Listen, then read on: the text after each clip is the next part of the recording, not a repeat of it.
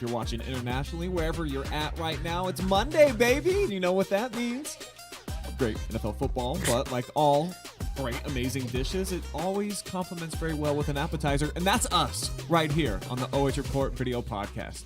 My name is Brian Skoronsky, still waiting to wear my fancy Victory Monday shirt that I custom ordered a while back in my Browns colors, but we'll get one of those eventually here on the show. Can't wait to showcase it. Still trying to recover from a long day that turned into kind of a long evening up by the lake, and my counterpart here tonight, my co-host, not too far off, even though he got to enjoy a victory during his Sunday yesterday and hanging out on the country roads back home. Let's cover that up because that team behind there is just not good. Well, not cutting. We don't have to talk about college football, either of our teams either. So, well, we are. Bright spot. We are later. Bright spot, but not Guardians. Yeah. Though. Yeah, we got the Guards. What, they probably just threw the first ALCS. pitch, right? Yeah. How about that? How about that team?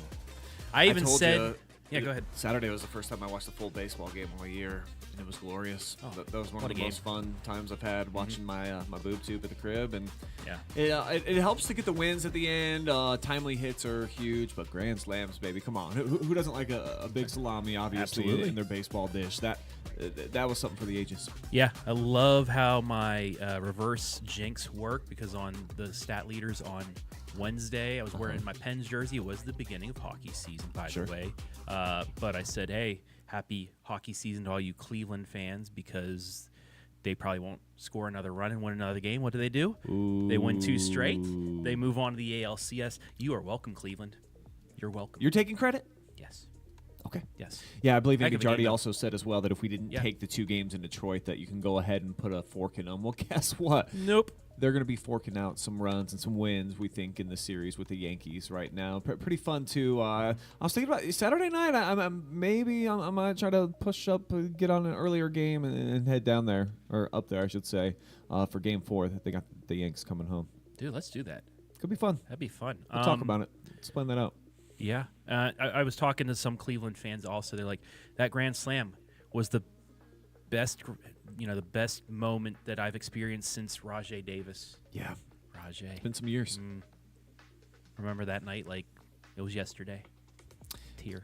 I think, somebody recently asked me, I gave a presentation to a group of high school kids, and they just said, what's, like your favorite things that you've ever covered or been a part of? And I said, of course, the Cavs championship, Father's Day night we've at the experienced Q. a couple of those, yeah. But that Rajay home run, even in the losing effort, that was something that I've never seen media members just erupt cheering. Yeah, we normally there's a rule. There's no cheering in a press box, but for that moment, just taking notes, people. It was allowed. It was lost allowed. Their minds. Such a great moment. Cool. Hopefully anyway, we get more of those. Yeah. Some big moments coming up this week that we're about to get here soon. But coming up on tonight's show, we've got your weekly KMAC Report. Of course, we'll just dissect all the different sports. Of course, we had the cross-country championships on Saturday. We saw some mega performances from the 2 stars of the league, so we'll dive into that. We'll talk to you about the kid from Centerburg who did really well on the golf course, too, down at State. And, of course, the football and the volleyball rankings and stats. Also, your top plays of the week and your Friday Night Phenoms from week number 8. Only 2 more regular season weeks to go. This season definitely is flying by. And then Lucas Wickiser is going to join us. He'll talk about the Browns and the Buckeyes, the first 0-2 weekend, of course, that we've had. It's been in a while, right? So he's had at least one fun day of writing, complemented by, of course, what happens on Sundays for us. But I think he'll have some good perspective. But his Cary Blue Devils did get a big double on Friday night against Colonel Crawford. Put them back in the N10 race.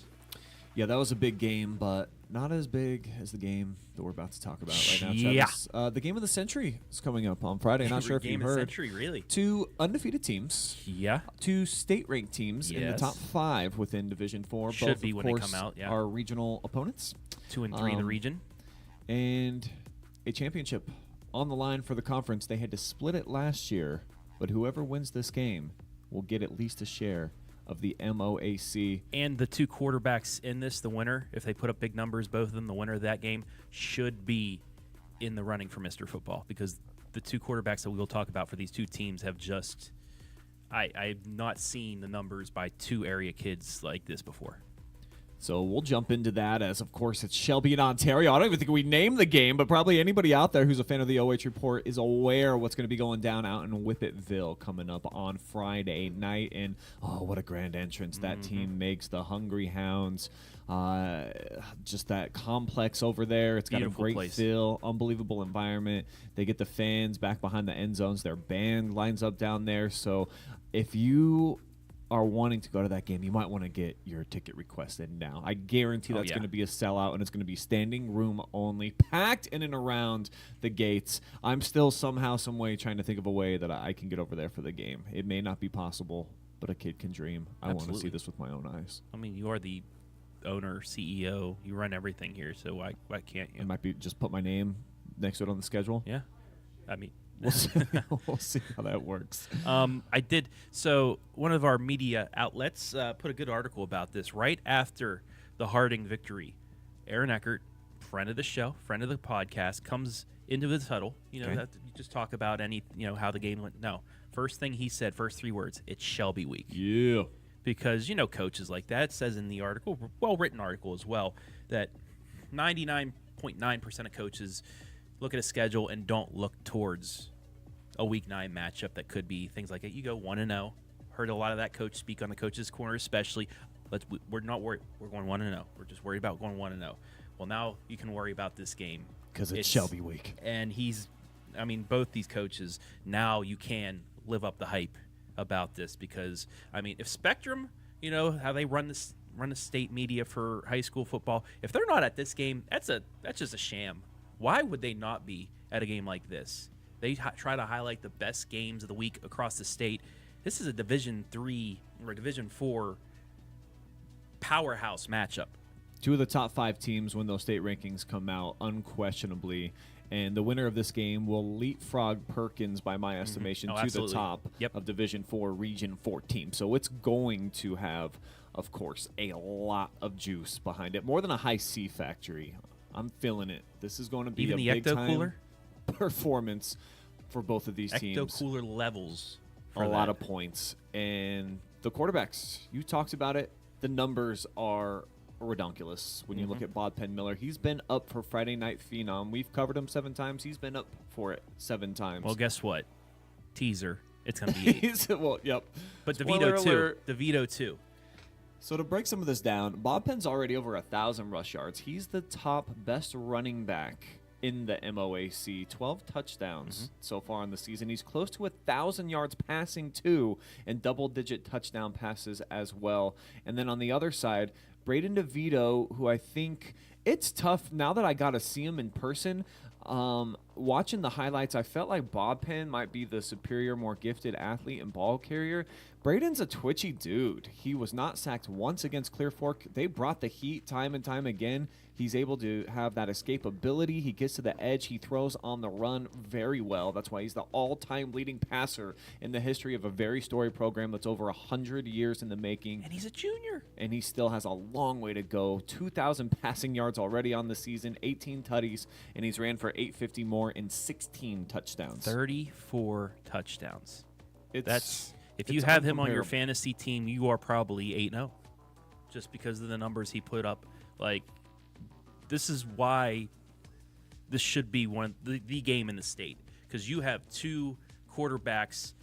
I think DeVito could be a Division I quarterback, like Bogpin going as a Division I athlete. I think you have 2 of the best quarterbacks in the state going at it, and finally, football North Central Ohio is going to be highlighted across the state. This is a game that, everybody worthy. from all around the area is going to be coming to watch. This place, the Whippet Complex, Athletic Complex, is going to be sold out. It will be standing room only. It should be hyped up as, like you said, the game of the century. And it's North Central Ohio football at its best. All the lights should be on this game. It's going to be awesome to watch. I'm glad I got to see Shelby in person for the first time last week, and Clear Fork definitely gave them a great shot. It was a 7-7 game late in that third quarter. But then guys like Brady Bowman and company, they just explode, and they're such a quick-hitting offense. They put a touchdown on the board the very first play of the game in the Colt Corral, and they had 2 other big ones, a 92-yarder wiped off the board due to some penalties. So offensively, What's the over-under in this game, Travis? Do you feel like the winner of this is going to be in the 40s? Yeah. What would we said on the pigskin? I think I said 53-45, and didn't we all take Ontario? We all did take Ontario. Well, you have to, because you've just always went against the Whippets. That's just your shtick and things like that. They're aware. It's worked out. They're aware. The Red Rage has no chance at cheering for their team to a victory. And on Friday night. I get to watch. I do the stat leaders. Ozone. I do the stat leaders each week. You have 2 receivers from Shelby that are in there. DeVito is the best passer in the area as going into last week. But then you got the 2-headed running monster of Van Tilburg and Bogpin Miller from Ontario. You got. I mean, I'm pumped to at least go over this highlight because I'll be at Northmore for the football game. But I cannot see. I cannot see the highlights. This should be one of those extended ones on the pigskin where we do like 2 minutes worth of highlights because it may be that just to get half the scoring. I think this is going to be a big shootout. A shootout. So you put the over-under. If I over-under said, like 80. What if I said 85? That's probably what's. You should be a Vegas bookmaker because it's probably going to be right around that mark. I can be a Mansfield bookmaker for high school sports. We're not taking any bets. We're just letting you know our thoughts here. Over-under at 85. Where are you going on this? Yeah. I'll probably take the under on that. I could see this. I don't remember. I made a prediction too. Maybe like 44-42. I think it's going to be a really tight game. What's the Twitter guy, the big Cleveland Twitter guy that always Reflog? He always puts out every week the lines for this. I can't wait till Thursday when he puts the lines out because he's probably going to have this one just to see who's favored. Who's the favorite in this one, Brian? Is it Shelby because they're at home? Is it a 2.5 point spread? Is it a half point spread? There was a couple of those in the NFL this week as well, but I mean, I don't know. I would think Shelby would be a favorite because they're playing at home and they won last year, 37-31. They got the victory. Poking lateral in the last minute. And they've beat Ontario almost every year. Ontario, remember, though, 2 years ago slipped into the playoffs by just upsetting Shelby at Shelby. It's looking like 57 degrees at kickoff, It's Monday. So please, let's not jinx it because it's going to be I hope so. That's nice cold weather night. It's a football night. That is a football night. I mean, we could go on and on. We could probably we probably have a longer time talking about this than we talk about the KMAC report, and that's still a long amount of time that we do there about this game. But it's just let's just get here. Let's get to Friday. Yeah, hit us with some comments about your prediction for Friday's game. I'm curious. Do you feel like Shelby should be the favorite playing at home, or Ontario with the Ohio State commit and Bob Penn Miller and the way they've been playing? Are they going to get the victory and leapfrog into the MOAC championship top dog role? Over-under people attending this game. What would you put the over-under for that attendance number? That's a really good question. I don't know how many Shelby holds, but with the standing room only, I bet you probably see 5,000-6,000 people out there. Would you fill Arlen Field? No. You would be a little. No, I don't think so. With all the people around the area that would want to watch that game, Arlen's more like 10. I know. I'm just saying I would think that a lot of people would want to watch this game. Oh, you're saying if it was played at Arlen? Yeah, that's what I mean. At Arlen Field. Oh, could they fill it? I think they'd be very close. Right? I think they'd be pretty close. And you never know the way the playoffs might round out. A regional semi, a regional championship game. You folks over at Arlen Field might want to think about that. Definitely be fun. Well, I'm glad that you brought up that KMAC report, Travis, because it now is time for the Knox Morrow Athletic Conference report. I have it written wrong on my notes. That's why I almost say it wrong every time. Knox Morrow Athletic report. I'm putting it down correctly right now. All right, guys. Oh, wait. Yeah. Are we not supposed to be doing that yet? Hold on, guys. Like I said, Ryan's still trying to recover from his night in Cleveland. Let the man go. He rarely gets nights off, guys. Okay, I mean it's okay. You Browns fans would know he was just letting off some steam. You did well. You finished up at the Jack, right? I ended up at least paying for my food. I mean, so you came out even. It was something. I could have been rich. I told you guys off that air was so when bad, I did. Man. That's so. And I'm so disappointed in myself. Oh, that was just one of those terrible, horrible, no good, very bad days. It just keeps getting. But at the same time, I just thought I was killing it. That's the great part. Speaking of people that are killing it, though, There you we know go. what? Friday nights, we see some really amazing individual efforts. So I like to narrow them down every single week, and I put 10 plays on a platter, and I give you all the option to determine what you thought was the absolute best of the week. So from last Friday and then Saturday's games, here are your 10 best plays of the week. The top plays from week number 8 are coming up right now. The KMAC's leading passer doesn't showcase his scrambling ability often, but how about this play by Northmore's A.J. Bauer? Exiting the pocket stage right, then he'll circle back the other way and eventually rifles an absolute dot to Bo Landon on a 3rd down and long. Observe the escapability by the Golden Knights signal caller one more time as Bauer sheds off a defender, hops by another, and still keeps his eyes downfield to keep the chain gang moving in a 16-14 win over Mount Gilead. Carey on the road at nominee number 2, looking to beat Colonel Crawford for a 4th straight season, and Mace Puckett shoots in off the edge and swats the ball right off Logan Goddard's foot, setting up the go-ahead score on the road as mentioned. And as we slow it down a bit, you'll see it's a great snap, quick release, but Puckett just too much speed off the edge, helping Carey stay in the driver's seat for the N10 title. If we didn't have the video evidence, you may not believe me, but the Lucas offense rode the right arm of Bobby Grover to a big win over North Central. And check out this throw on the move for Tim Daly, who makes an awesome adjustment to secure the grab, and the defender can't even believe it. 51-yard touchdown connection, one of a 3-pack of TD tosses for Grover in this game, but none prettier than this dime on the money to Daly in a 50-0 blowout victory for the Cubs. The fastest way to get from point A to point B may be a straight line, but Danville's Jacob Hackman saw a whole bunch of dudes straight ahead, so he veers off to the left hash, gets everybody to chase him like it's a game of tag before heading back the other way, eventually rolling into the corner of the end zone for a Devil score. Watch again as Hackman draws all the defenders to one side of the field, eventually makes a break in the opposite direction, covering about 40 yards on this 1-yard score, with Danville blanking Centerburg 12-zip to earn their 3rd straight win. Closing seconds at Contractor Stadium, St. Paul trailing Crestview by 6. Grant Coonley snags a low snap like a champ and lobs one to the back of the end zone where Landon Freeze beats the defender and hauls in the game-winning score. You got to see this one more time. Excellent touch on the rainbow from Coonley. The Cougars defender lost in the sauce as Freeze gets 2 feet down with just 26 ticks remaining to give the Flyers a 1-point victory over their longtime Firelands Conference rivals. Ontario looking to go 8-0 for the 2nd straight season, hosting Marion Harding, who just can't seem to bring down Mason Van Tilburg. As he shakes to the edge, spins away from this would-be tackler, and mashes one more into the dirt on his way in for a 33-yard score. We'll take it from the top and see Mason run through the arm tackle. Breaks down here inside of the 20 for a trip into the whirlpool before laying some serious boom on the final line of defense as he dives into the end zone.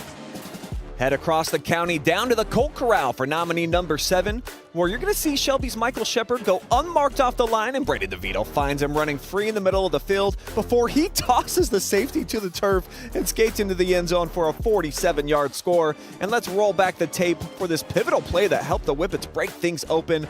Awesome play designed to get Shepard loose in the secondary, and he does the rest right there, as Shelby remains unbeaten at 8-0, heading into their showdown with Ontario on Friday. More from the MOAC at nominee 8, fresh off a Galleon touchdown. Pleasant's Christian Burns is going to answer the call on the very first ring. Racing his way through traffic like a crotch rocket in rush hour on the ensuing kickoff, bursting to the front of the pack and gets a last-second block to spring loose into pay dirt for a 96-yard Spartan score. Another kick return touchdown coming up at nom number 9, Hillsdale. Gonna kick it deep to Northwestern's Mason Myers, who will showcase the 2020 vision and speed as he accelerates through a couple of small windows and openings and comes out on the other side untouched, cruising 83 yards back to the house to get the Huskies on the board. Our last nominee is the final play in overtime for Big Walnut on the road at Westerville North. where Nolan Burley will fight his way over the goal line in for the game-winning 2-point conversion as the Eagles walk off on their OCC rivals at their place to stay on top of the Capital Division with a 7th consecutive victory. Make your vote count. Comment below for the top play from week number 8. Those are really some awesome plays this week. I love the walk-off, that number 10. Just any time that you can win, and like you score, and then that's it. Yep. You walk off the field. That's such a rarity in football. So to see that, and then on the road in a rivalry game like that, that was super cool. The kick return touchdowns as well. The camera work on both of them was outstanding. You love watching that. And just I think this is going to be a tough vote this week. I think America got it right last week with Bob Penn Miller on that the punt fake where punt? He was just like, you know what? They turned their backs on me. Never Maybe turn I your can backs run. on me. I'll run it. 87 yards. That was ridiculous. So they killed that one. They got that right. So keep the votes coming in. And guess what? It counts for 2 right now Double if dip. you do it live during the podcast. So if there's anybody that you think had definitely the best play, hit us up right now in the comment section. Say top play and then the number of the nominee that you like. But there's more than just individual plays. There's individual performances throughout the course of the night that make high school football the specialty that it is, Travis. Absolutely. And what do the Lucas Cubs usually do for football? What do they RPO, do? baby. Run people over. Well, actually, they pass as well because you will see in this week's edition of the Friday Night Fee nominees that it's more than just running now down Lucas High School. Hit it. Time for your Week 8 Friday Night Fee nominees, brought to you by the fine folks at Spherion Mid-Ohio. Another countdown means another appearance by the athlete. Bogpin Miller leads off this time after another spectacular performance, 186 yards on the ground, while adding another 265 through the air and 4 scores. That's now 25 total touchdowns on the year, for what should be one of 2 Mr. Football candidates from our area and from the MOAC. Our second nominee is the other quarterback that should be up for the best player in the state, and that's Shelby's Braden DeVito, who helped the Whippets overcome a slow start at the Colt Corral as he finished the day 22 of 30 passing for 489 yards and 4 scores. He now has 34 total touchdowns ahead of the big one Friday night as DeVito and Miller will meet at Shelby, with the winner getting major bragging rights in the Mr. Football voting as well for their team in the state rankings.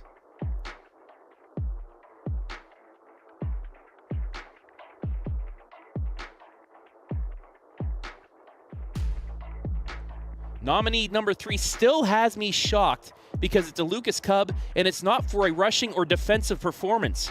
Bobby Grover threw 5 times for Lucas, completing 4 for 133 yards and 3. Yeah, you heard that right. 3 passing scores, which I think totals the amount of passing touchdowns in the last 4 years combined by the Cubs.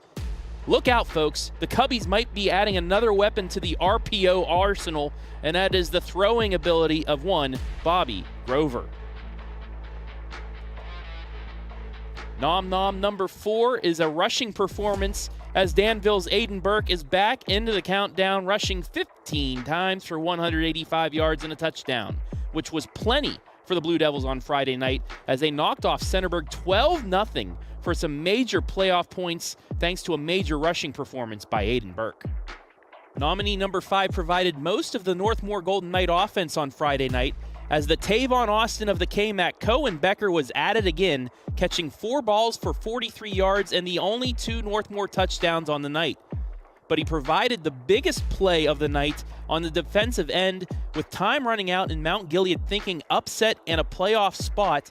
He picked off Cole Fricky right here to keep the Golden Knights undefeated and on the way to possibly their first conference championship since 1982. Our 6th nominee takes us back to Tough Street Stadium, where Aiden Burke shined for the Blue Devil offense, but Josh Byers got it done on the defensive side, filling up all the D stats as he led the team in tackles with 14, recorded 2 sacks, forced a fumble, and intercepted a Centerburg pass in the red zone as he helped the Blue Devils shut out the Trojans 12-0.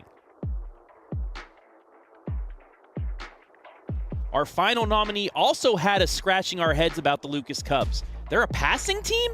Well, Tim Daly showed that on Friday, being the recipient of 3 of Grover's 4 completions for 122 yards and 2 scores, including a top play nominee touchdown catch as the Cubs blanked North Central 50-0. Tim Daly, receiver, running back, getting the Cubs into the win column. I've given you the nominees. Now it's your turn to vote for a winner. Put the number of the nominee you like in the comments section below, and we will have the winner on Friday night during the Pigskin. And like Brian said with the top plays, it's a double dip. You have until the end of the show to vote for your Phenom of the Week, and we will have it on Friday, the winner. So we had 2, a passing and a receiving effort by the Lucas Cubs. Still shocked at that. But the first 2, Ontario and Shelby fans can already get out there on the message boards who had the better performance out of Ontario and out of Shelby in the past week between DeVito and Bogpin Miller. This is going to start it all off. This is going to start the Shelby Ontario week. Folks, get out there, vote who was the best quarterback last week as they go into that huge matchup on Friday. If it wasn't for 2 penalties, DeVito would have thrown for 550 yards, and then he would have also caught a touchdown as well. So he was unbelievable, but you look at what Bob Penn does, and he runs so effectively that he gets one-on-one coverage, and he has kind of mastered that little rainbow over the top. He's a really good deep ball thrower. So that's a tough question to answer. That's why we put it on your guys' shoulders. Exactly. So that we don't have to. I don't think, even though Miller's been up for Phenom every week, I don't think he's won yet. Nope. No. Yeah. Seems like a Marshall Shepard type deal a couple years ago with Shelby fans. Never won, even though he was on there every week. Yeah, he had that 7 touchdown game, and they were just like, just Marshall. Well, you know why? It's KMAC voters. The fans of KMAC squads always show out to get their player the victory no matter what they do. Oh, was that our segue, Travis? That was our segue, my friend. It is now time for the KMAC Report. Hey. Pretty excited about this. Oh, no graphic? I thought we had the graphic. Keep waiting for that. All right, let's start with golf. I know that it's cold out now, and that some of us, like me, are putting the clubs now in the garage and kind of like tucking that baby in for the season. But they had state golf championships over the weekend, and Centerburg, they had a kid that was right there in the mix, Travis. Bennett Hill. A senior season capped off in style. Yeah, Bennett Hill at North Star Golf Club. You know, now most of the championships are up in Akron at the beautiful courses they have there. Well, he started out, he was 4 over. He was right in the mix after the first day, shot 78 on the second day, total 152. He finished tied for 11th overall in Division III. The lone area golfer in Division III and represented the KMAC well. The 11th best golfer in the state in D3, Bennett Hill. Congratulations, sir. 74. I mean, that's going low. The 4 over, like you said, after the first day and putting yourself right in a position, that's all that you can ask. And he still comes out and fires at 78. It's a very quality score. So we've got some great golfers in the state of Ohio when you look top to bottom in all the 3 divisions and then some of those low scores. So to shoot 74, 78, and a 152 total over 2 days, some people, I'm told, shot that in 1 round in high school golf. So pretty impressive stuff. Well, the winner, Cameron Phillips of Valley, he started off with a 66. He went 66.71 for a 137. That's 3 under par. That's pretty darn good at North Star. But congratulations to him. But I wish I could shoot in the 70s just once. I haven't been able to. Maybe putt I do well. Yeah, stick with that. Yeah, do what you know. Anyway, let's move on. Yeah, and you know what you know, Travis? Football, baby, in the KMAC. Right. This is your thing. And yes, sir. Guess what? Still, only 1 undefeated team. Barely. Only 1 winless team. Not so barely. But we'll take a look at the standings now, where those Northmore Golden Knights just 1 win away from clinching that title that has been just right outside of their reach. They've somehow figured a way to lose games that maybe they shouldn't towards the end of the year. Time after time, we feel like maybe this will not be the year. A nail-biter, though, on homecoming night, the game that you saw against Mount Gilead, I think surprised everybody. Hats off to Mike Reed and his team. This is the Mount Gilead team we were expecting to see all season. After week 1, they did this. It was a perfect game plan. Northmore, A.J. Bauer overthrew a couple passes in the red zone on the first possession, kicks a field goal. Then Mount Gilead goes all Lucas on us, uber Lucas on us, I would say. Slowly, 3-4 yards with Cam Vickers down. Vickers and Barnum both just down the field. Did someone say 13-minute drive? I still can't believe that. It was, it was 10-7 at the half.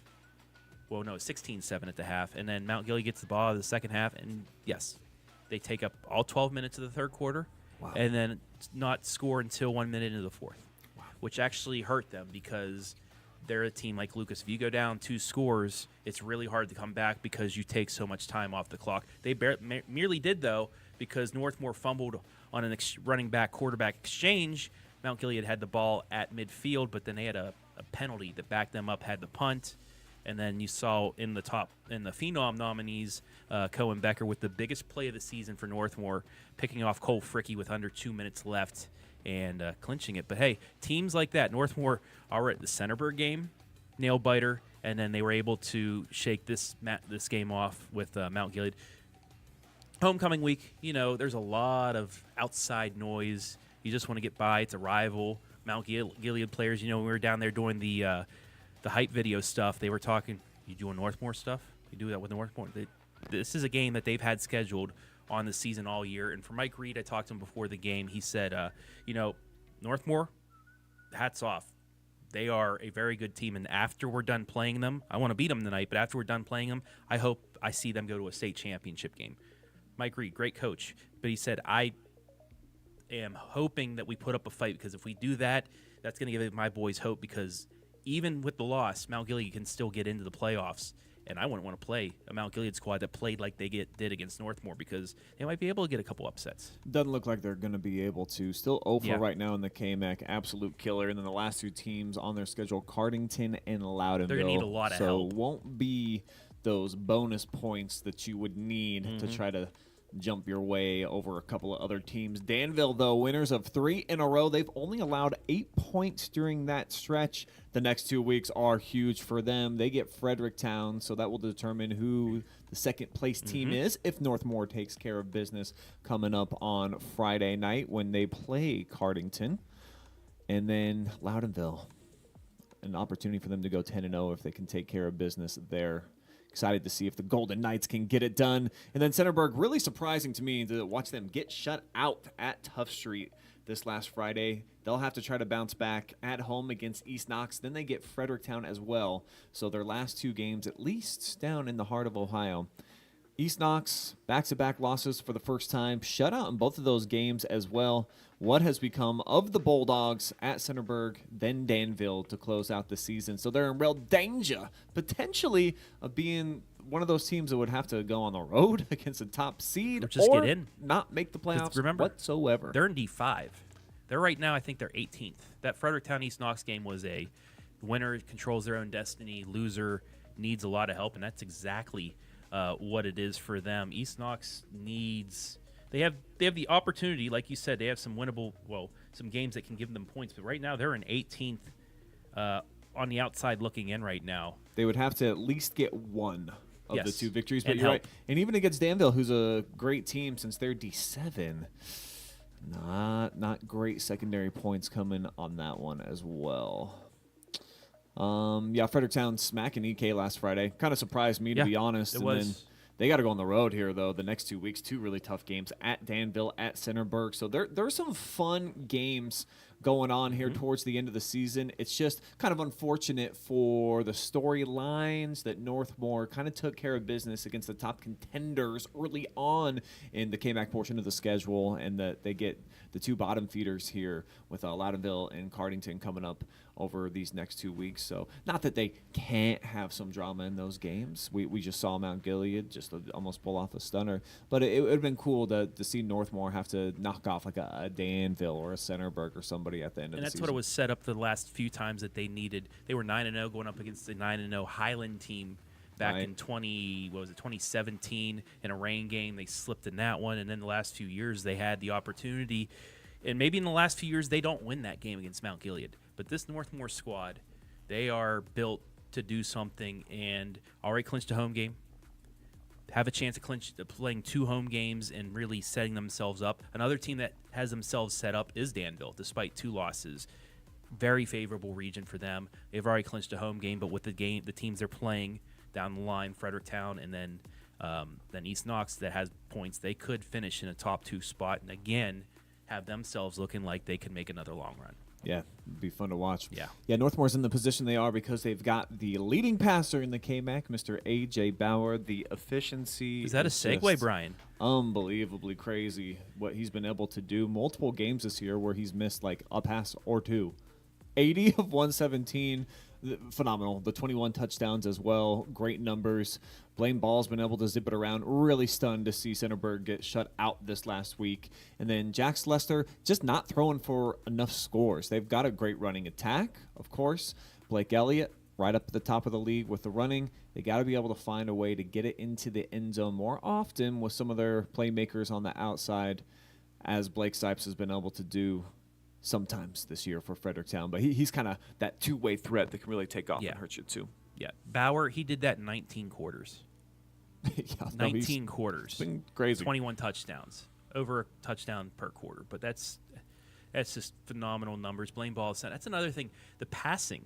Danville really gave up a lot of passing yards against Northmore, but then whatever game plan they had ready, maybe rushing the passer a little bit more, but against Centerburg, they completely shut down the Trojans. They picked them ball off a couple times. So shout out to Danville for doing that. But Blaine Ball and Centerburg, another one of those teams that when they get into the postseason, I wouldn't want to play them. And I think Northmore knows that too, and they want them to be on the other side of the bracket because, you know, they want revenge after so close, so close to them knocking off Northmore earlier this year.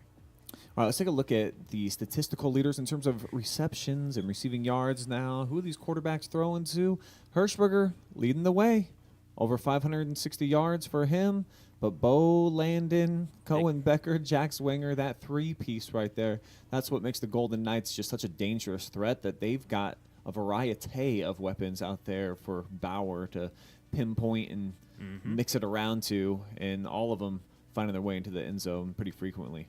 Yeah, and it's just if the line can give Bauer a couple seconds to throw the ball, you're in trouble because you have all three guys have speed as well. Becker out of the backfield, like that's why I keep calling him the Tavon Austin of the KMAC because he can run up for a couple hundred yards if he needs to, or he can receive for a couple hundred yards if he needs to. But shout out Josiah Hirschberger, a young Loudonville squad. Yeah, they haven't gotten a win yet, but they're trying to get better each week. And look out for him and his squad in the next couple of years. Doing that. If he gets a couple more pieces, you never know what Loudonville can do, but it's the three-headed monster at receiver for Northmore that's just one of the many reasons why Northmore State ranked in number 2 in their region. This traditionally, though, has been a running conference, so let's take a look at the rushing leaders New now. leader. And Wyatt Denny leapfrogging Blake Elliott, who are those two absolute ridiculous back-to-back weeks, 600-plus yards over a 2-week span. But outside of that, he's been a little bit quiet, especially here lately. He's been sitting on 8 touchdowns for the last 3 weeks. Yeah, and East Knox, Fredericktown, another great game plan. Shut out East Knox. Northmore, shut out East Knox the week before that. It's just it's tough now. They're forcing East Knox, I think, to throw the ball a little bit more than they want to, and forcing Elliott to beat you, but they stack the box. So his numbers are down a little bit, but still 1,155 yards. A 1,000-yard rusher is great in itself, and we could have 5 1,000-yard rushers out of the KMAC. Cam Vickers had a great game against Northmore. Aiden Burke, he's been 100-yard plus each week. It's just, KMAC, when it all comes down to it, KMAC is still a rushing conference. And that's what the numbers would show you right here. So that is your football report for the KMAC. A lot of fun games coming up here these last 2 weeks that'll kind of boil down to see who may get second and third in the league, as we all presume the Golden Knights, the state-ranked Golden Knights, will capture their first KMAC championship ever, but you never want to, put the cow in the barn before it's hatched or something along those lines.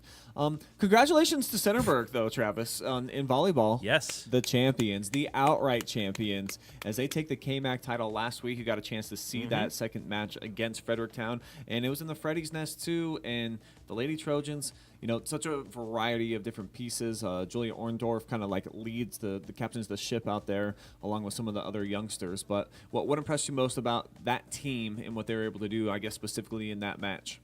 They're able to bounce back because just like the Northmore match, they lost the first set to Fredericktown. Fredericktown on senior night gets out there, but Centerburg does not let that get them down. They do not crumble under pressure. They went down early in that second set too, but then they bounced back, did what they needed to do, play Centerburg volleyball, and that is why, as you'll see here in the standings for volleyball, they are undefeated, 13-0. Look, the asterisk. It's always great when you got the asterisk next to a team at this time of year. It doesn't mean like a Barry Bonds statistic or something like that. It actually means you are a conference champion. And Centerburg, despite they're playing Cardington Lincoln tonight, final match of the regular season. This is officially the final night of the regular season, even though most of them ended on Saturday. But it don't matter because they have a 2-game lead on Fredericktown. They have a chance to being 20-2. Only one other team in our area, or 2 other teams in our area, have that. Mohawk and Monroeville finishing with 20 wins.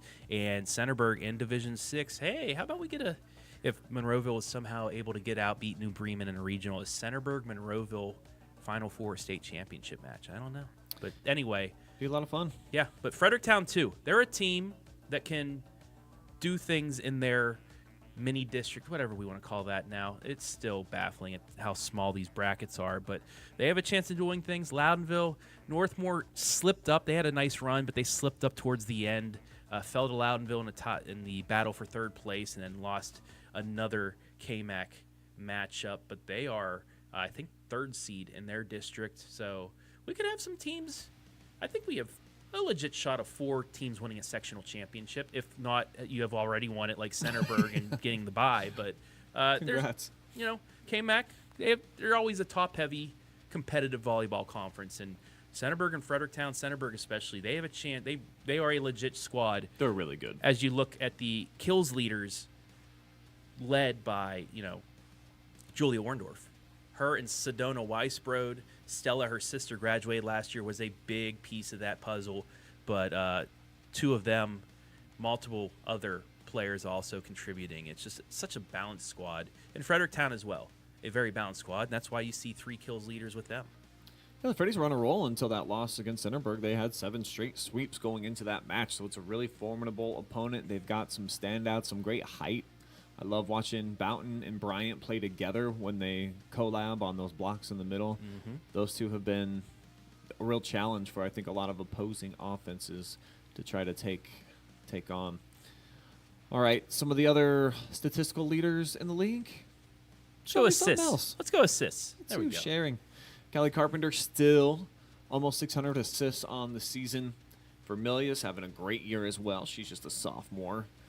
And then a couple of different Centerburg Trojans up there. Yeah, and that's why you don't see them at the top, because you have 2 in there in the top 6. And Josie Dawes and Sedona Weisbrod. Again, one of those players. Multiple players for Centerburg are on this top list. And that's why you're such a good team, is you can have multiple very good aspects to your game. But Callie Carpenter, ahead of the rest. Ella Vermillion of Loudonville. Then the senior Lizzie Earlston had a very nice year for the Lady Knights. The 2 Centerburg Lady Trojans, and then Alexis Longsdorff of Cardington to round it out. Let's take a look at blocks. And I apologize, fans. Max Preps kind of screwed things up and really knocked up the numbers. There were a couple East Knox Lady dogs that had 150 blocks. That's actually not the case. They're not even in the top 6, actually. We were wondering about that when we saw they had the 2 girls that had like 100 more than the rest of the competition. Yeah. So actually, this is the actual leader. Okay. Zoe Knightseld of Danville with 57 blocks, 55 solo. Maya Bryant of Fredericktown, Sophie Lee of Loudonville, Cassidy Irwin of Mount Gilead, and then Calkins and Longsdorff of Cardington rounding out. But yeah, closer to 60, not 160. So whatever glitch was in the system at Max Preps, they got it fixed, and it's a more balanced now blocks leaders list. This looks a bit more like when I'm calling volleyball games, some of the numbers. Yes. So when those were coming out, I was like, these girls are getting 12 blocks a game? Hello. Oh. They weren't. No. So that's why we're updated here. And lot more balance, and this makes a bit more sense. Yes, it does. We got digs? Yeah, we got digs. We can dig it. Let's do it. And this is where East Knox still dominates the list, though. Ava Fawcett, Addison Mostaka, Farrah Redmond, Imogen Winkler, also all over 285 blocks. Kylie Whipple of Mount Gilead, 277. Addison Wolford, 369. So, 403 digs. That's a lot of giving up your body to keep the ball up. Good thing they wear knee pads and those ankle, leg pads and stuff in volleyball, because I wouldn't be able to walk after playing a match. I still wouldn't be able to walk. I'm surprised that they haven't figured out something. something to put on your forearms to be able to help with that impact. I don't know. Maybe those girls have a lot better form and understanding of how to dig. Yeah, because we try and with the digs and the spot. My hand hurts. I mean, that's like it's not like a Nerf ball or anything. Volleyball, it's a tough thing. And I've seen multiple players spikes right off the face. Yeah, that's not gonna feel good for a while. Shoot your eye out sometimes. Yeah, heard about that. All right, so that's the volleyball report. The last matter of business to get into, I saw all the best runners in the league go head-to-head on the outskirts of Fredericktown on Saturday. Gorgeous day. The sun was shining, and it was just great conditions, I think, overall. Lots of PRs went down at the KMAC Championships, but the two leaders from the start of the year were the two stars. Mm-hmm. There was never any question so who good. was going to win it. And for the boys, that being Will Baker again. Another blistering time. But Mount Gilead as a team, as a unit, though, that's what really impressed me from top to bottom. They had like 20 kids run, and the bulk majority of them are like sub 17. So their average time of the 5 scores that they took to be champions, 16:07, Travis. So that's a great score for a Division III program who's ranked #1 right now in the state. And as they start heading into the competitions where they'll be going up against all the different schools their size, I think they're probably the favorites Mount Gilead is to win a state championship. Easily. And this is the third straight year they could finish in the top 2. 2 years ago, they were the champs. Last year, they finished as runners-up. But just what they have, it's a powerhouse down there at Mount Gilead for the cross-country team. And it's going to be really, really hard to see them not finish at the top with what they just have. I mean, you have a nationally ranked runner leading things off that he may have his shoes already taken off, already take his water, 2 or 3 interviews before the second person finishes. That's crazy. Yeah, Will Baker is that dude, and such a humble kid. And matter of fact, all the kids were. There's a nice team, and you can tell that there's a bond that is built between them. It's an individual team sport. It's one of those interesting ones like wrestling, where you're kind of out there doing your own thing, but maybe not, because at least they're out there and they can pace each other. And it seems like you see a couple of purple jerseys side by side for most of it, and then they kind of decide after that 2-mile mark when they want to make their break. So big kudos to Mount Gilead. Great team. Fredericktown runners up for the boys this year. 16 minutes 55 second average. You see some of those competitors coming through that are in like the 20 boys. Way behind though. 17 minutes 54 seconds. East Knox, Centerburg, Cardington, and then Loudonville rounding out to the top. As you see some good looks overhead, the finish line. It really was just a picture-perfect day. Saturday was great. The weather was phenomenal.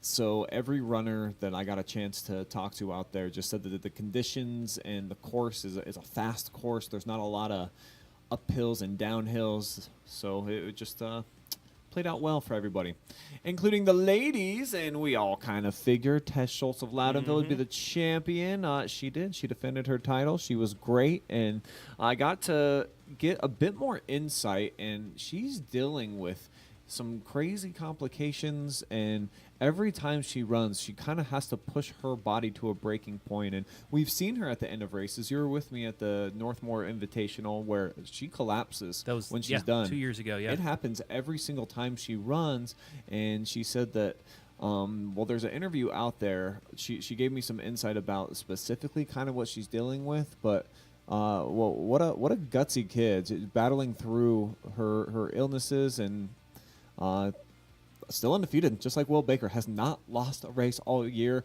and she's gone to meets where there's been more than 100 teams on like 4 or 5 different occasions and still won. Pretty awesome. People out Looks here like the racing with KMAC me might today. have the favorite They're just to win amazing. state Everybody's individual on both sides. And once again, why I always say KMAC most underrated conference in the state of Ohio, because they just have these scrappy athletes that just come out of nowhere and win it all for you, or these teams that do this. And yeah, these two athletes, and we've covered both of these athletes the last few years here on the OH Report, just to see them not only just keep doing what they're doing, but make themselves better each year, keep progressing and getting better on their PRs. When you think, oh, he's plateaued right here, he's got to make it. Nope, beat it by another 5-10 seconds. It's just crazy. Yeah, 18:20, a really good time for Tess. Her team, though, finishing, I think, in last place, though, overall, which was kind of surprising. Mount Gilead, for the girls, ended up winning as a team.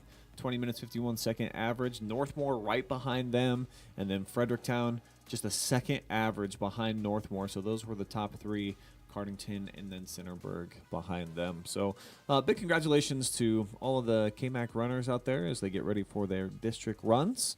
But, man, to be able to defend the titles and in the fashion that we saw Will Baker do along with Tess Schultz, I'm really impressed, even though that was the anticipation. But until it actually happens, you know, anything can happen. And that was not the case, of course, on Saturday. The favorites were the winners.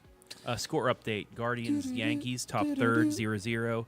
And the New York Jets just kicked a field goal on their first possession to make a 3-0 lead on the Bills.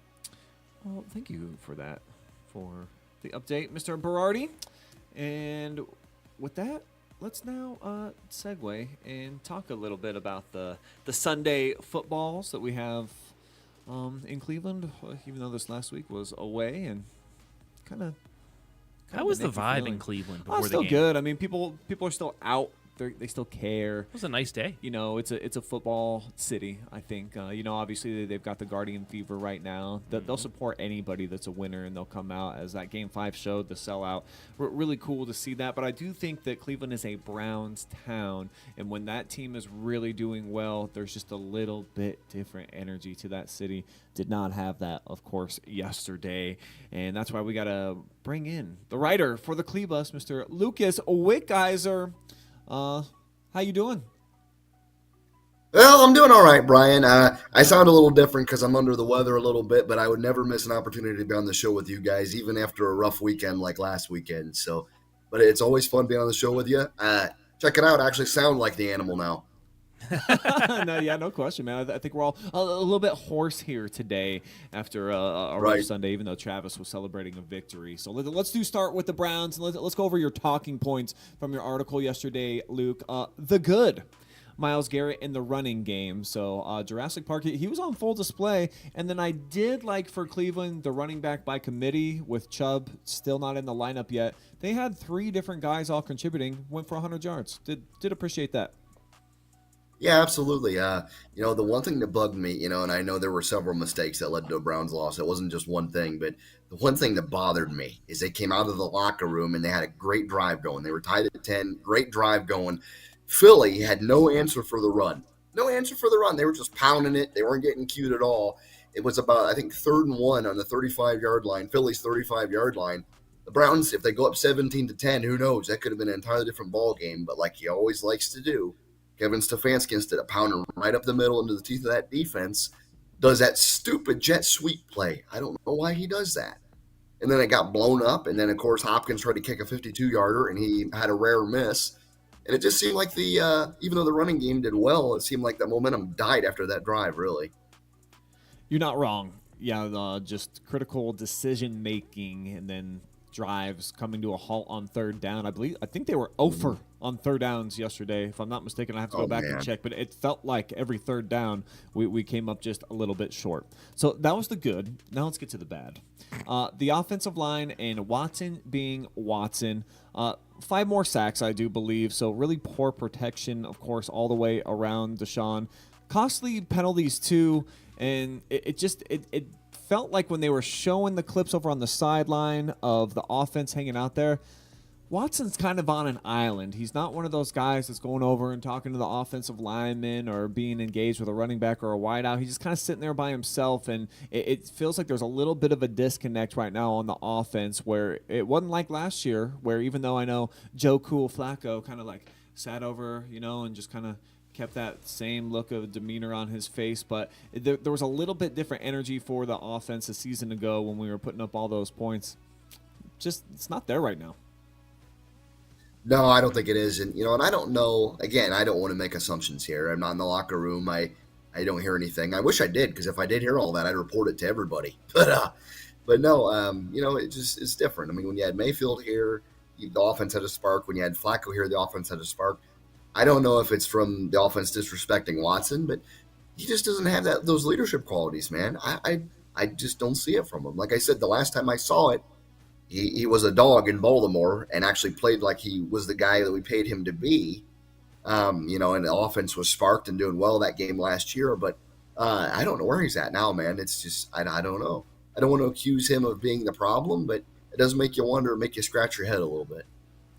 I want to put on a tinfoil hat real fast, Luke, and talk about a conspiracy theory that I have now that we're a few weeks into the season, and it seems like it's been pretty consistent and only in the fourth quarter, okay? Do you feel the way that I do, that there are a lot of phantom flags that seem to hit the turf in big moments for Deshaun Watson down the stretch of games, where after you go back and you watch the tape, or they'll run the replay and you're just like, there definitely is not an infraction there, and it wipes out every single time what would have been a first down or a touchdown? Do you believe in the conspiracy that I'm starting to, that maybe behind some closed doors that there's a little bit of a message given to these referees, that of course that they're people too? And I think the Tim Donaghy documentaries, and there's been a couple of them that have come out, have shown in that referees, they're told to be looking for certain things. They're told about certain players sometimes, and that we don't want this person doing this or that. I'm kind of the belief right now that Deshaun Watson's one of those people. They do not want him to have a breakout game or to have success. Most of it is his own fault. But Luke, are you buying into any of my conspiracy that it's not just Deshaun Watson's playing bad football, it's also that the NFL maybe wants it to be that way? Usually I don't buy into conspiracy theories. I don't know if I necessarily buy into what you're saying. I do think, I'm just going to say it, and this is my opinion, not the OH.Report. There's a disclaimer. The referee in an NFL just sucks anyway. It's garbage anyway. It stinks. Truth. Like the one holding call against the Raiders when Amari Cooper scored. Not holding. It was inside his pads. It's just, and that would have been a game-winning touchdown. So I can kind of see what you're saying. Maybe I haven't watched it closely enough to see, this is against the Browns. This is against Watson. But maybe you're right. I'm not saying I'm buying into it, but I'm not discouraging you from thinking that. And you do know the league has their darlings. The Kansas City Chiefs are the darling of the NFL. Unfortunately, even if the Browns or Bengals have been doing better, they're not in that club. They're not, never have been, and never will be in that club, So reffing just sucks in the NFL, but I can see what you're saying. I'm not saying I necessarily buy into it, but I'm not going to discourage you from thinking that, because I wonder how much money these Crews and Stripes have on the game anyway. There's got to be politics behind the back doors. You know that. Yeah, that's what I'm saying. Maybe a couple specific sponsors get into the ear of the NFL, and then one person says something, and then maybe, obviously, Deshaun's just not a very liked person. And I got that feeling yesterday, too, being in Cleveland at the casino and watching it with other Browns fans, just overhearing some of the side conversations, and we've brought it up here the last couple of weeks on here. It's just, I think it's kind of, it's a no-win situation right now for Deshaun, where even though we're Browns fans, we want the team to win. I feel like some people are kind of okay that it's not going well because they just don't want him to be the quarterback and by any means necessary to get him out of town. So we'll see if that day ends up coming. It doesn't feel like it can be possible, though, with the cap hit that it would mean. So I think we're kind of stuck with 4 lining up and starting for us. And Kevin Stefanski doubled down again today when he was asked, and he said he still feels like Watson gives us the best opportunity to win. All right, the ugly from your article. Putrid situational football and awful play calling. So Kevin Stefanski is calling the plays right now, but do you feel like it was maybe a mistake to bring in Ken Dorsey as OC, because we are so far removed from the offseason when guys like David Njoku were quoted as saying that the playbook was juicy and that he was really excited for some of these exciting plays?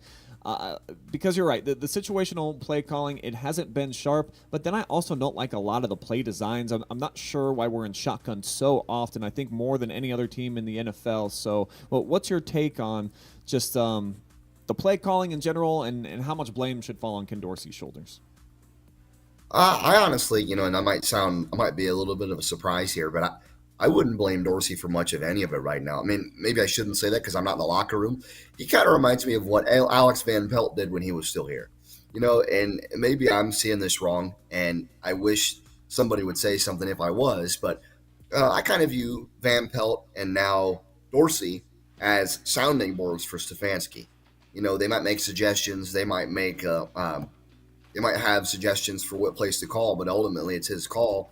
Instead of rather Stefanski delegating fruit play calling to his OC and working on making the team a cohesive, disciplined, clean unit.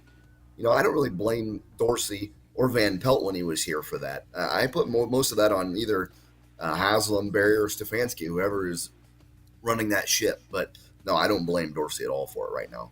Maybe I should, but I don't. Well, who's ever to blame? It was another one of those games. This has been the prototypical 2024 Browns game where it just feels like we are right there on the doorstep, but we're never allowed to come inside. We're just waiting and waiting. It's like that freaking Peanuts episode. Every time when Lucy's got the football, and as soon as we're about to kick it, she pulls it away and we fall on our butt. All right, so at least you have the Buckeyes. At least we do have Ohio State, and boy, what a game in Eugene. Ohio State loses a heartbreaker, a 1-point loss against the Oregon Ducks in the battle of number 2 versus number 3. But this was college football at its best, Luke. Now, I was DJing, and I couldn't give my full attention to the football game, but my gosh, lots of late game drama, plenty of offense. It was just a lot of fun to watch. It's more fun when you're on the winning end of things. I'm not with a lot of Buckeye fans that I saw on social media that felt like we just really played like trash. I just think that we were up against a great opponent and that it was an unbelievable football game. What's your top takeaways from what transpired in Oregon on Saturday night? Yeah, I think I'm going to agree with you on that. That we were up just against a great Oregon team. And I'm going to say it, and I love the passion of Ohio State fans, and I've said this before, and I don't care who's offended, really, who's ever watching this. A lot of our fans are spoiled crybabies because we've been so good for so many years. They expect us to win by like 40 or 50 or whatever insane amount, or we win the national title every year. And it just doesn't work that way all the time. I mean, Oregon was very good. Our defense needs to retool whatever they were thinking because I think they gave up 400-some yards. I put this loss on Jim Knowles in the defense, and he admitted it in his postgame press conference. He knew that he got torched. And I'm not even saying for Jim Knowles you got to be locked down against Oregon because they're one of those teams. That you're not going to lock them down. You're going to slow them down. You're not going to stop them dead in their tracks. So your goal is to slow them down. He didn't slow them down at all. But no, I think our defense was just struggling. Oregon was that good. They picked up all our blitzes, and our fans, even though I love Buckeye fan passion, are very, very spoiled. I'll be honest with you. Well, Dylan Gabriel's a bad boy, man. Like, I was impressed with what we saw from him. Yep. Probably going to end up being a Heisman finalist, I think, Luke. The Buckeyes front just, they didn't do a great job of getting to him. And I read your article, and I thought you were spot on with when we did elect to send blitzes, which didn't seem like it was often enough for a quarterback that felt very comfortable throughout the night. Just our defensive line wasn't getting home. No, and that's actually kind of sad, and I don't know if he's still the defensive line coach. I think he is, Larry Johnson. I love that guy. I love that. He calls his unit the Rushman, is what he calls them, and that's supposed to be his calling card, his MO.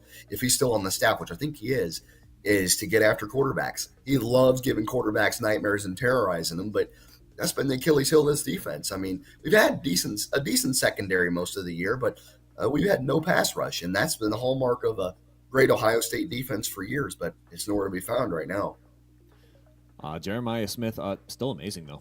My gosh, this freshman is unbelievable. 9 more catches. I think he went for 100 yards and a touchdown. So his season totals I'm looking at here, I mean, he's like, what, 600 yards now, 553, a touchdown a game. He's brought a lot of excitement to this offense. And then Will Howard, too, had pretty incredible numbers, the 28 of 35, 326 and a couple of scores. But that last play of the game. Okay, so do you put that on Will Howard? Because I, as a person that just understands that 5 seconds goes by really fast, I don't understand the play call. It was absolutely like bizarre to see that we dropped back to try to pass, considering how Oregon had played us every single down up to there. They were not going to let us get to the boundary. Now, granted, I know that we had a timeout. With 5 seconds, how do you not just line up and run a quarterback sneak or just run it straight ahead and just hopefully you can get 5, 6, 10 yards and then call the timeout, Luke? What was your thoughts about that in the final play? Because it just felt like a dummy play call. And then what did you want him to do? I mean, he slides too late, but he should have never dropped back to pass.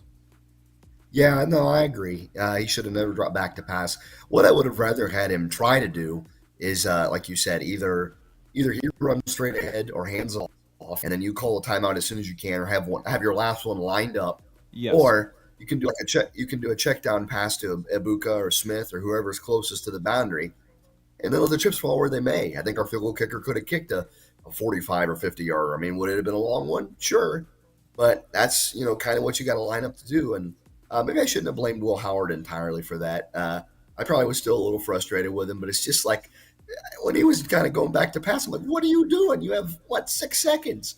Like you said, it goes by way too quick. And but yeah, for him, I would have either ran straight ahead, handed it off for a draw straight ahead, or like I said, did a quick check down to try to get like maybe 5, 10 extra yards maybe.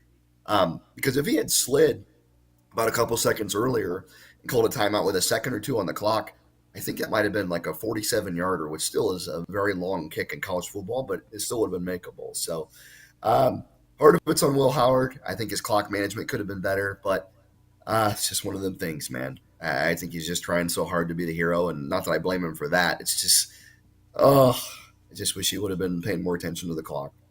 Good thing, though, Ohio State still in the driver's seat to make the Big Ten championship where they could get a rematch with Oregon and with the expanded playoff. Ohio State, I mean, still easily in at this moment if you look at the projections and everything like that. So I guess the good thing about this super conference now and the playoff is a loss like this. It was an amazing game, but it's not going to kill your chance at a national championship or a Big Ten championship. Yeah, still 3 more ranked opponents on the schedule, and we're going to go to Happy Valley on the road and get a shot at presumably what will be like a 7 or 8-0 Penn State coming up. So that's going to be a really fun game here in a few weeks, and maybe this is good timing for Ohio State. The fact that we had to go to the West Coast and we're coming off of a tough loss, that we get a bye this week, Luke. So the kids, they can kind of regroup, and not that you want to take your mind off of football, but in some ways maybe that's for the best sometimes. When you lose, one of those. How it just everything about the finish there, and just that video of Will Howard sitting there, and just everybody, you want to give yourself a chance at the end of the game, and to not even put up the field goal, I think it was probably like pretty devastating, gut-wrenching for all the kids for Ohio State, and certainly the coaching staff. So I'm glad that I had the distraction, that I was actually working and just kind of keeping an eye on the game, and I didn't think too much about it. So I do think that it's probably a good thing that the kids in Columbus, that they get this week off with no game coming up this weekend before we return to action and head to Nebraska for what's going to be a really early kickoff. I think they said 11 a.m. Wow. But I think it's probably the perfect time for a bye week. I'm not saying Oregon was, this mighty, incredibly tough opponent, even though they were, but it's not like, Ohio State's too soft, they need a week off. But, maybe they do need a week off, like you said, to regather themselves, to kind of get their heads right, get their minds right, and get that bad taste out of their mouth. And now, even though losing sucks, and I hate losing more than I love winning. If you guys know me, I love winning. I am super competitive when I'm in something, whether it's card games, board games, whatever. I want to win. And that's the same thing for football, but it's sometimes when you lose, it takes the pressure off of you, saying, you know what, I don't have to be perfect anymore.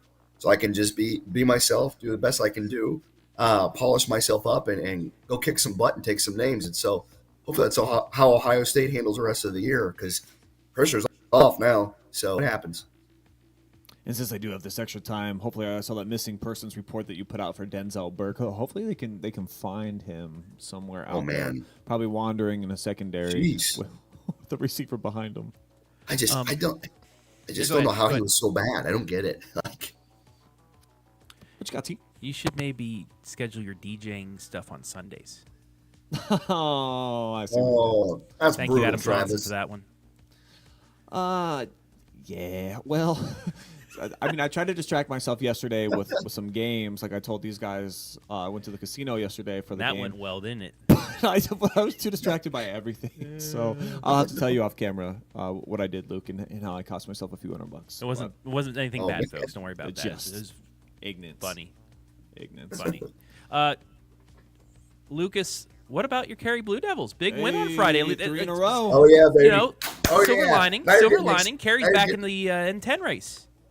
Yes, sir. Now you get me excited. You know, I might have a cold or a bug or whatever's going on here, but it's so weird to be 4-4 now, but to be in a 3-way tie for the Northern 10 Conference Championship with Mohawk and Seneca East, man. And it's weird because if Cary wins out, if they beat Mohawk this one, then they beat Bucyrus, and then Seneca East loses in week 10. The Blue Devils have a 4th straight Northern 10 championship, outright too. It's insane to start from 1-4 to where they are now. And you know, I know they're 4-4, and I think last I checked they were 12th in the region, so they're in the playoffs right now. But for how they've rebounded from how they started, I'm proud of them. There's still some rough around the edges. They're a rough around the edges football team, but these kids are doing exactly what they're supposed to do. That's Blue Devil football. They're being physical. They're swarming to the ball. They're playing as a unit, and you know, and I know Mohawk's gonna be mad, but I got 2 words to say, and I know it's a family show, and I don't want to get dark, but no mercy, no mercy. Yes. Beat these guys 6 years in a row. They'll be the 6th win in a row if these guys can get it this year. So, go Blue Devils. I'm excited. I think they can get it done, and I hope like heck to be back for a home playoff game. You know, I know they got to get to the top 8, and they might. You know, I think they jumped 4 spots after they won against Crawford. So if they beat Mohawk and beat Bucyrus, who knows how many points they can get. But if they're 8th or higher, Animal's going to be back up in the box in November for a home game. So I'm ready. I know Devils Nation, they want that. They need the Animal in the house for a home playoff game because that's where they play their best football, man. It's one of the great small school environments that we have in the state of Ohio. And I'm sure that you just love going out there on Friday nights and taking in that action in Devil Country. Yes, sir. Yes, sir. You know, I don't want to gush over them too much, but, you know, I still remember, a little side story. I won't get too sidetracked. I know you guys got a show to do, but I still remember back in 2020 when I got a call from one of the assistant coaches, and they asked me if I wanted to do the color commentary for the games, and I answered and said yes, and I hung up the phone, and it was like one of those what the heck did I just do moments. You know, I was a little nervous, but man, oh man, calling these games has been one of the best decisions of my life. It's an honor. I'll do it as long as they let me, whether it's 5 years or heck 30. I don't care. I'll do it as long as I can. Well, great decision on your end, then. And sometimes you do gotta just make the choice to just say yes, Luke, and figure it out later. So you've been doing a phenomenal job with that, and of course here with the Clee Bus, the first time though, of course, this season with the double dipper of back-to-back L's. Yeah, so let's not make a habit of this. Of course, with our Ohio football teams, I think it's gonna be bounce-back season. Buckeyes are off, of course, but the Browns. The good news is we get the Bengals. We get to come home. Maybe there's a little bit of magic here to at least get some smiles and some laughs moving forward before this tragedy continues on too many of these dark chapters. Brian, I got 3 words for you. Batman has returned. Nick Chubb is back, Michael baby. Keaton? Let's go. Yeah, we could use Michael Keaton out Michael there. Keaton's from Pittsburgh, by the way. So, I mean, that Batman. Oh, and he went Steeler went to my alma mater, Kent State, so he's not all bad. Yeah, So, good stuff. but no, Nick Chubb has returned. I want to see what he does this next week. Yeah, I think we've all been salivating and waiting for this for the last couple of weeks since he come off that pup list. We were like, can he play? Can Nick come play? It's like the kid that had the measles growing up, and then his mom's like, no. Now all of a sudden it's like, go ahead, Nicholas. Like, get out there with your boys. Like, this is, it's going to be, maybe he is that missing piece. Just he don't talk a lot, but he's identified like as the leader of the offense with the guys that they adore him to pieces. Maybe with Nick Chubb getting back out there, it gives a little bit of incentive for the offensive line to get out there and actually pass block for once. Opening holes don't need to be that big for Nick. So yeah, you're right. Batman has returned, and we're all looking forward to it. We need something. We need something good to go our way here. That the news couldn't have come at a better time. Yeah, no, I'm excited, and I'm ready to see him go to work. And they'll be happy if he comes. They'll be happy that he comes back no matter what. But if he ran for 100+ and looked like himself, that place is just going to come unglued, man. It's going to be nuts. Yeah. Hey, and you got to think Deshaun still has 11 more times to try and get better. Jeez. Oh, bro. You're not going to let I him still live that cannot down, are believe you, he said Travis? that. I still can. That's one of the most bizarre things I've heard. I got 16 weeks to get better. No, you don't. No. Jeez. Technically, he Continue. does. We're not going to bench But him. yeah, But hey, Luke, appreciate you giving us some time. I know that you got to put together some coverage for your local city council out there. But Lucas Wickiser, everybody, other Cleebus, read his stuff at OH.Report right now. Thanks for having me on, guys. It's always a blast. thanks, buddy. Yeah. Love talking to Luke, and, yeah. and even in these dark times, and it kind of is right now, even though, I'm actually glad that I didn't, pay that much attention to the Browns game yesterday, or at least, like, after the fact. I didn't dwell on it. Sometimes, like, when I do watch at home, like, I'll rewind the game a little bit and be like, what happened? How did things go wrong? Yeah, I know. It was like the Mountaineer game against Iowa State. It was 14-10 at the half. But then I'm like, you know what? Not going to do it. Turned on a movie. Just distractions. Just distraction. Check the score every once in a while. Yeah, we stink again. We lose. It just keep your mind off of things. If you, go into it not thinking for the best, I guess. I don't know. We're used to it.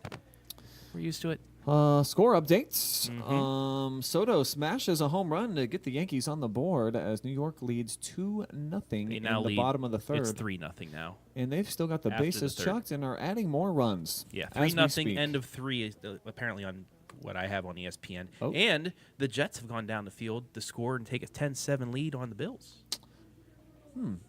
Well, I think we're going to go take all that in. So we're going to sign out here tonight on the podcast. We got playoff volleyball and soccer coming up this week. Of course, Playoffs. a huge week 10. We may have 7 live streams this Friday night. Week 9, jeez. So check in on Thursday. You'll see the whole football lineup. And until then, enjoy all the other coverage we got.